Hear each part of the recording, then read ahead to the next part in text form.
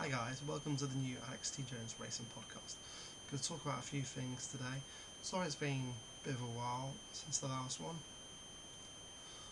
Everything just piles up, as you know. Anyway, hopefully I should soon get some guests on. Just talking to a few races at the moment and hopefully can get something sorted. But in the meantime, I'm here to talk about new things, and I'm going to talk about a few stories. So, one interesting story, what happened to me a few years ago in Formula V was in 2018, where basically I was going to scrutineering, and so when when in scrutineering, when they look over everything, it's not just the car itself. They look at the race suit, they look at the and and everything else apart from the driver's boots, helmet, gloves as well. They check everything just to make sure they're within date, but also that they're not wearing out. And so yeah, it was the Friday afternoon, and we were at Silverstone for the weekend, and the car passed easily, and then the scrutineer checked out my boot. Arm was fine, and helmet was fine as well. And then came to the race suit, and normally with a race suit, they just check as well within its date and to see if there's any holes. And what I didn't know was I had a small hole appear on the back of the suit. And normally, when you get a hole, it won't pass scrutineering. And yeah, so what the scrutineers did was they had to impound my race suit, and so I was down to my actual the underwear parts. But lucky enough, that's fine because I'm still wearing my Nomex top and and the trousers. But it was quite funny. I literally had to, in order to do the race weekend, I had to get my wallet and my trousers, and I had to run over to Grand Prix Racewear. Lucky enough, it was at Silverstone. It's right there, and because we're on the international circuit, it's only just a few more minutes away from the national paddock. But yeah, had to run over to Grand Prix Racewear, get a new suit, and lucky enough managed to get a suit for, I think it was 400 quid at that time, so not too bad.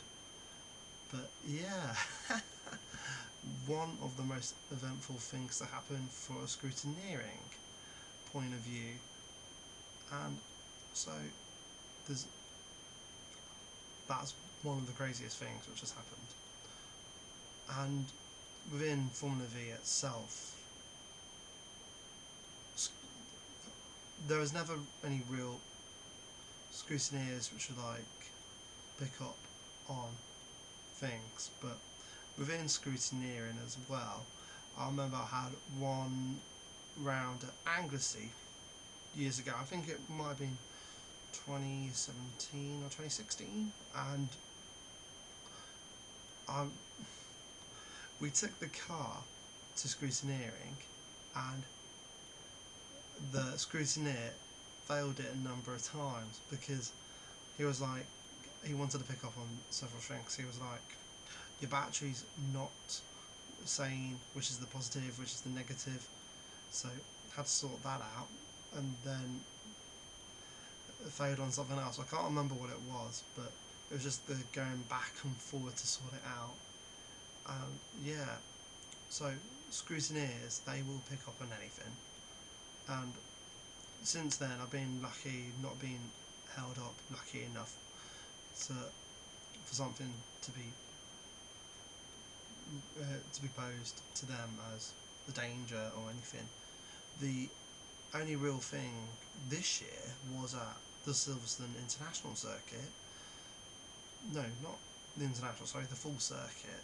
We were in the national pits at the time, and I've not known this really, but the seatbelts, because I had new seatbelts for this year, and because when they want to look at the hologram, they need it on a Pacific side, and yeah, it was on the wrong side, so we had to take the belts out and put it on the right side. But yes, scrutineers will want to see a lot of things, and yeah, it depends on what series you're in and that, but scrutineers do a good job. And if you're lucky, you can have the same scrutineers within the whole year, because they shouldn't really change unless they don't have a dedicated scrutineer, because you should have the same lot.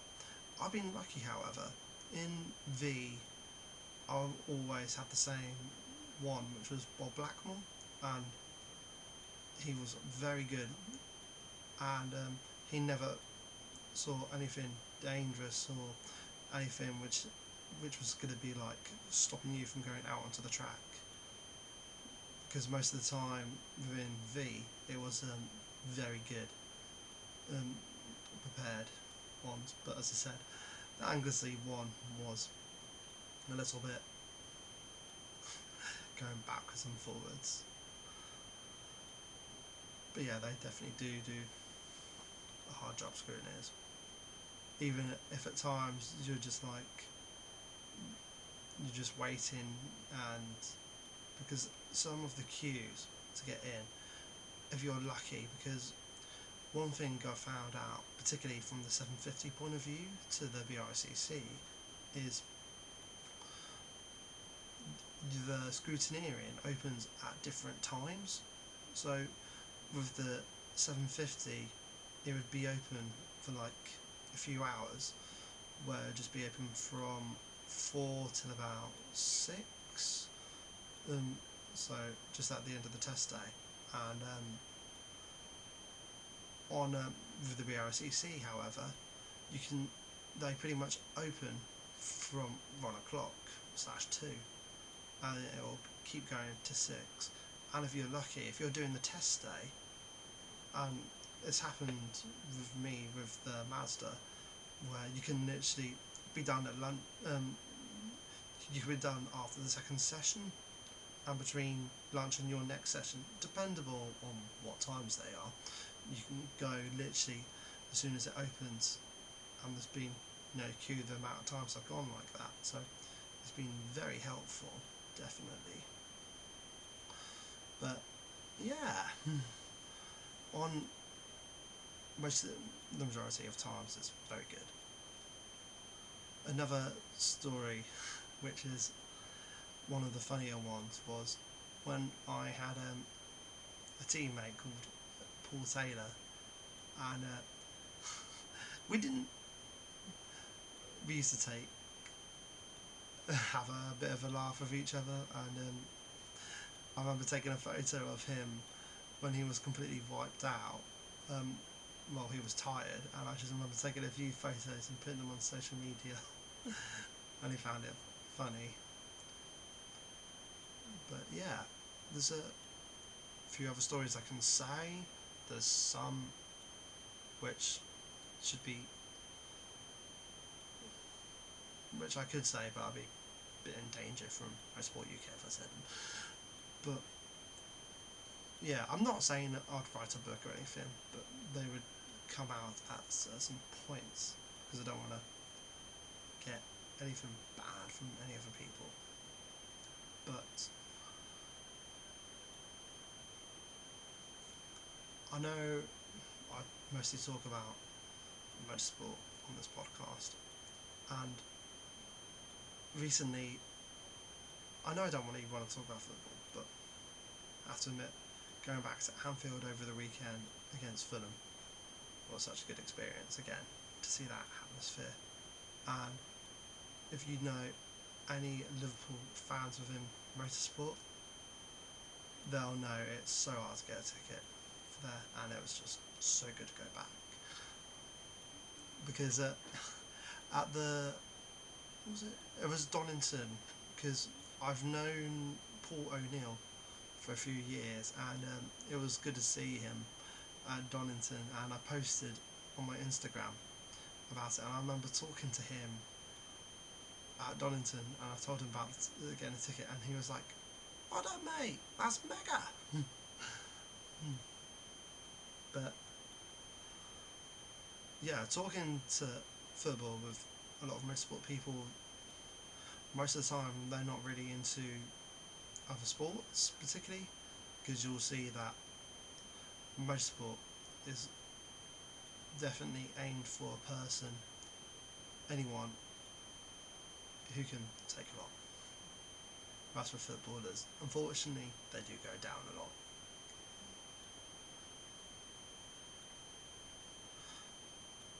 And for anyone who likes any other sports, because for me, I'm majorly into sport, and I could easily watch golf, not golf, but I can watch golf for a little bit.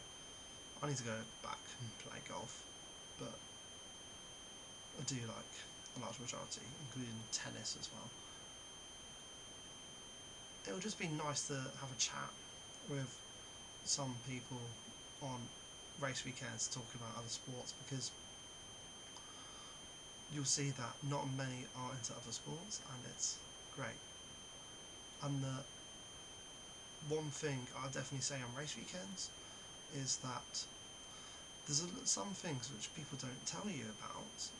Is quite a few things. So it's particularly aimed at when you're a newcomer, and it's just you when you're looking at the final instructions to see about who's entered, how many you're going to have for the race weekend, and not many will talk about the race meetings, for example, unless you're with a team, because as a new driver um, you're not focused on what everything's going to be.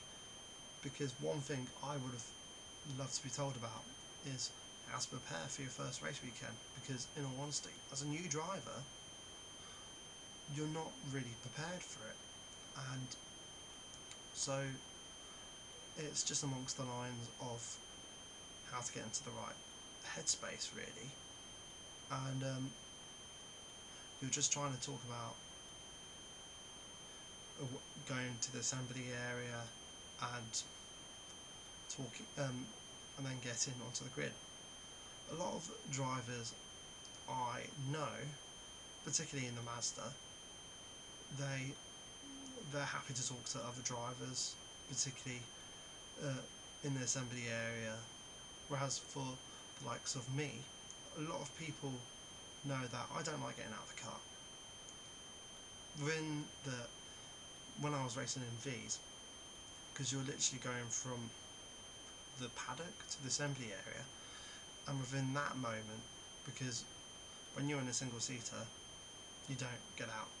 The only other time is in British F4, because when you're on British F4 paddock, you're supporting the touring cars, and when you're on a touring car paddock, they want you to get to the assembly area earlier for the amount of time for when compared to another club, because when touring cars are going on, so they'll do it. So like normally if you've been to a touring car race weekend, you'll see that touring cars don't start off on the day, so it'll be a few supports, and then if it's like a Saturday, so with the touring cars, they'll have a free practice session, but basically you'll need to get a few other supports before their free practice, so it'd be like 2 supports or 3, depends on the weekends and how much sunlight there is, and if there's any noise limits. So because for the likes of Brands and Snetterton, no, not Snet, but there's a few where, because they're very close to small villages slash towns, so they have to be shut from a particular time. It's autumn, I'm thinking of, that's it. So they close their cut off time is from 6 or half 6, so they need to get it done ASAP. So when this is so when you're on that, so it'll be like a few supports, touring cars for free practice. Then you have, because the supports will have their qualities majority when the touring cars will have their free practice, and then after the free practice and the quality sessions are done, it's normally you get the lunch period, and then straight after the lunch period you have a number of races. And normally when it comes to the touring car qualifying, they normally have it towards the end slash middle. As I said, because TOCA do their packages, and so when you're talking about how they run it, is so that they want to try and get the supports done before touring cars, because everyone wants to see touring cars. So they want to have touring cars that have the major highlights. So if anyone's new to motorsport, the majority know that when it comes to the live coverage for touring cars, they have it on Sunday. They will have quality highlights on the ITV hub, and you can watch that live as well. But yeah, that's an example of how touring cars are run. When you are on another support package, because that's the BRARC run touring cars, by the way, and when you're with the BRCC or 750, unless you're supporting something like 750, no disrespect to them, because they haven't got a major series which they run, because everything else is run in the same order essentially.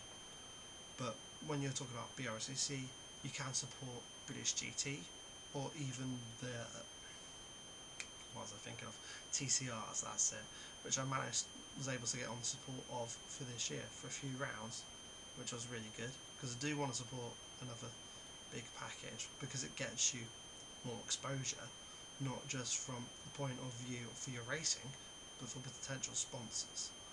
And this is a major thing within motorsport, because you need the exposure for sponsorship. And if you're amongst the likes of me, who struggle with sponsorship particularly, and you don't always have the money to do every round, the exposure helps you out a lot, provided you have a good race weekend.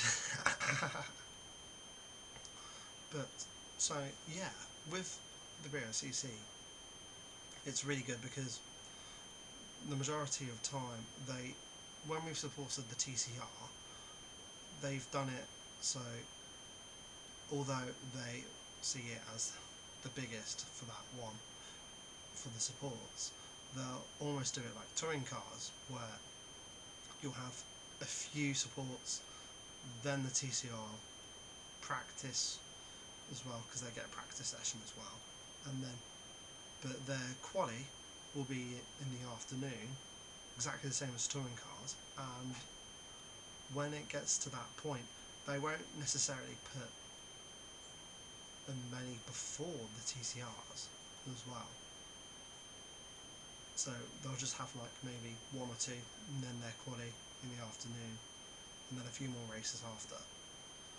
With 750, they do it as in the same, except they'll just, as I said, they won't have a major support, because everything's just supporting each other as an equal at 750. But if you're trying to climb a motorsport ladder, you definitely need the exposure for a lot of reasons. And you definitely do need the money, because when you're talking with sponsors, as I find, because you'll see, sorry, other side, that my folks, I'm lucky with the fact that just to have them out to help as well, because Louise Thompson is amazing, and she's the wife of Paul Taylor, who I mentioned earlier, and just to have her brand on is amazing. And I couldn't do a lot of this year without the support of, as well, Paul Shared, who's been the race team for this year, and then I've also got on my other side, going to the wrong sleeve, in support of Race Against Dementia. They have been the major one for this year to help myself as a brand, and you need the exposure. Even if a lot of club level drivers think that brand identity, that is, they don't really consider it that much, but when you have an online presence, it has to be there. So if anyone goes on my socials, you won't see much of me posting about myself in like normal shots or something like that, because I'm just promoting the racing, because you have to use it as a tool to help yourself. And if I can talk about anything else if anyone wants to hear some help about motorsport. If you send some questions in, I can answer them again, like the last video of the Q&A, which some people did do, which was very good. And with motorsport in general, there's a lot of people I have to thank for how far I've got, because most of it has been through the help of my family, especially my dad, who's helped me to get to this stage where I am right now. There's not a lot I would do without him, because he's always believed in me from a young age. But definitely there's a lot out there who definitely need that help, because I've seen it in other series. There's a lot of talent out there. It's just trying to get behind that talent to get up there, because as everyone knows, motorsport is expensive. You just need to keep plugging away to get sponsors if you haven't got much money. The best advice I can give to get sponsors is, if you don't know many people, to keep talking to a lot of people you may know, because they may know someone to help you. So in particular, talking to a few companies, for example, right now, and there's not much I can say, but when you get your foot in the door with someone, it then leads on to something else. And yeah, so the best advice I can give is to actually try and talk to your friends to see if they own a business or if they know someone, because if you can get talking to a few people, it helps you out, especially because when Spindrift Media did my website and helps my socials, I kept meeting Mark for when we were talking about the race reports in particular, and honestly, I would just say, for anyone out there who's struggling, just keep going, keep talking to everyone you meet, because there's always a potential for someone to help you out, people you don't know about. Because the hard reality is, no matter emails, how many calls you do, it's about who you meet, especially to get the sponsors.